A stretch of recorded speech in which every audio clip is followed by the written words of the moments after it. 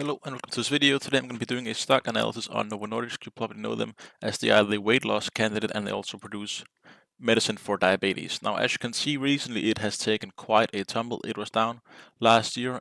It was all the way up in 1,033 Danish kroners, which is about $250.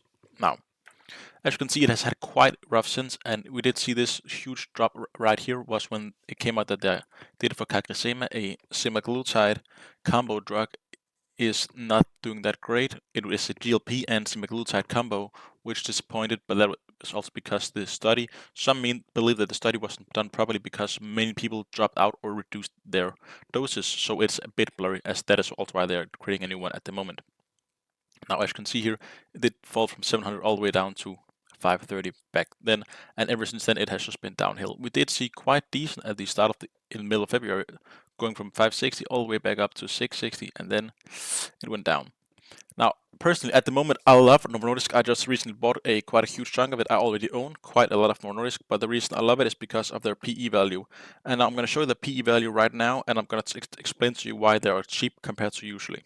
As you can see right now, we are in Yahoo Finance, and as you can see right here, the PE ratio currently, according to Yahoo Finance, is 18.10, but realistically, if you calculate it yourself, it is more like 13. This is quite interesting because the Novo Nordisk usually trades between 17 and 30 PE. When we were all the way up here, it was at 45 PE, which means it was basically 50% more expensive than it should have been, which also why it took a tumble.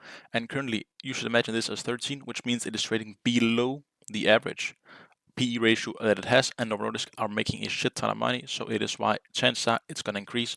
And historically, when it has been this cheap, it is a great opportunity to buy up. Now, Eli Lilly, as you can see here, Novo Nordisk's main competitor, has a P ratio of 75. It is actually more closer to 77, but of course that doesn't really matter. But just think about this, it is about 5 times as expensive as Novo Nordisk. So yeah, it is a huge bargain for Novo Nordisk to buy that right now, also because Novo Nordisk has quite decent dividends. As you can see here, the dividends is 2.83%, so they have quite decent dividends.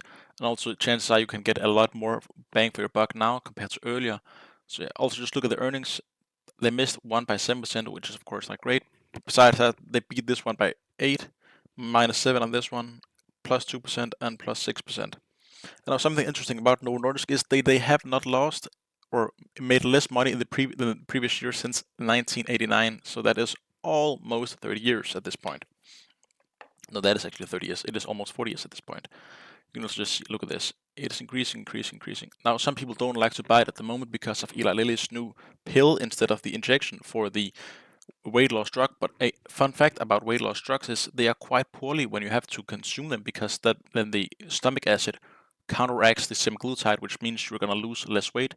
The pill from Eli Lilly is going to lose you 7%, while the injection from Novo Nordisk or Eli Lilly is about 20%. So people say, oh, people would rather take a pill. That is, I personally think that's wrong. Would you rather eat a pill once a day or inject yourself with a very small needle once every week? That is 52 times a year compared to 365 times a year you have to do something. So it might seem easy to take a pill, but it's quite a lot easier to take a small injection. If you don't know what they look like, you can Google the injection needles. They are very small and it's quite easy to do. So yeah, and also Novo Nordisk is working on a pill, but the reason that they have said they don't want the pill is because it doesn't really make any sense because you need to put in a lot more GLP-1 and semaglutide into the pills for it to have the same effect because the stomach acid really just fucks up the entire process. Now, as you can see down here, the performance last year and this year it has been quite bad. Last year we did see that was the year where it was up in 1,000 Danish krones and it ended up poorly, and this year it is down poorly. But we also have a ton of shorters in the market at the moment, which means that at some point they're gonna have to get out, which means, of course, if you don't know, shorters sell stocks before they buy them, so this would have a double effect with increasing it. So I think it's a huge opportunity to get in now. You can also just look, let's say since 2010. See, we have a few lost years, and these years that we have lost is 2014, not 2024, of course, last year and this year. Besides that, it is always up. And look at this: 27% up, and 30% up, 30% up, 31% up, 36. Just look at these earnings. You can even go further back. Yes, we see some negative, but again, look at this. Look at how many double-digit gains we gain every fucking year. So it is just an insanely cheap stock to get into at the moment, which is also one of my biggest position, and I really like the company. Now, the technicals currently are a sell, so if you are a momentum trader, maybe you should wait.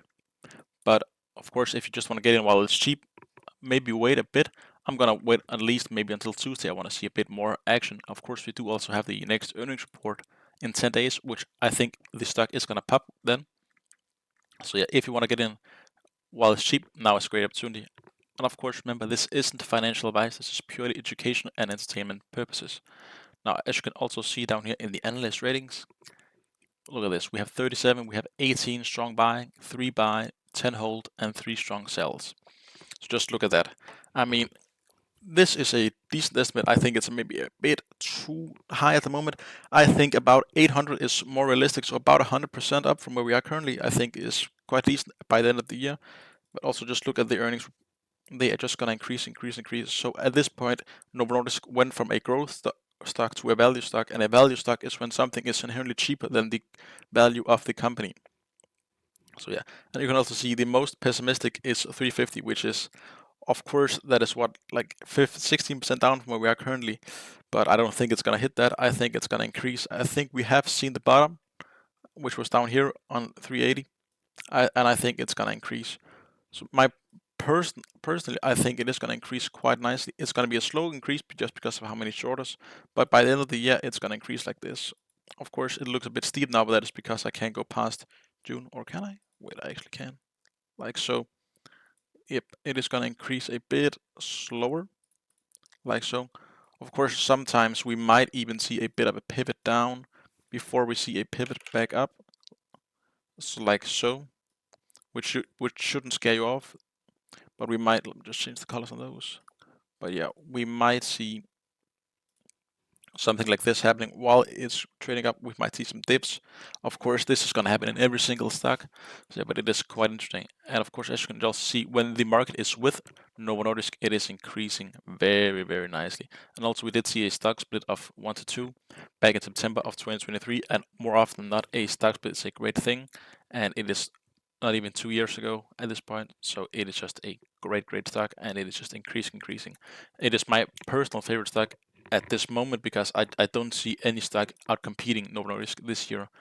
Yeah, that was my analysis on Novo Nordisk. Now, if you did like it, please don't forget to leave a comment below on any other videos you want me to make, and like and subscribe.